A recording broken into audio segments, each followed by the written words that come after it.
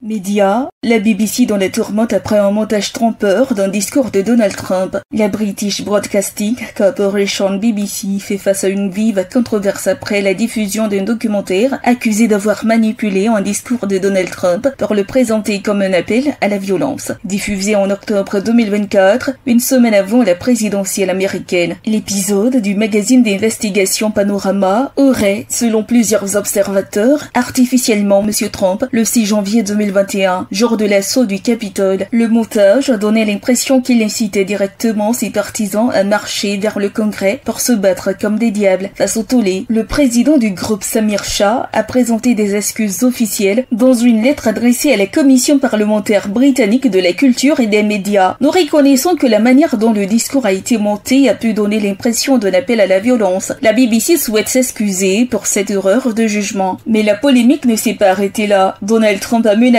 d'intenter une action en justice d'$1 milliard contre la BBC si celle-ci ne retire pas le documentaire et ne lui présente pas des excuses publiques. Sur sa plateforme Truth Social, il a dénoncé des journalistes corrompus d'un pays étranger cherchant à influencer le résultat du scrutin de 2024. Sous la pression, Tim Davie, directeur général de la BBC, et Deborah Turner, responsable de BBC News, ont démissionné le 9 novembre 2025. La présidente de la commission parlementaire, Caroline Dinenage, a exigé des explications sur les pratiques éditoriales du groupe, tandis que Samir Shah a promis de renforcer les mécanismes de contrôle interne. L'affaire a pris une nouvelle dimension avec la publication d'une lettre de Michael Prescott, consultant en éthique journalistique et ex-collaborateur de la BBC, qui dénonçait dès plusieurs mois un montage trompeur réalisé à partir de séquences séparées de 40 minutes. Malgré les critiques, le gouvernement britannique a réaffirmé son soutien à une BBC forte et indépendante par la voix du porte-parole du Premier ministre Keir Starmer.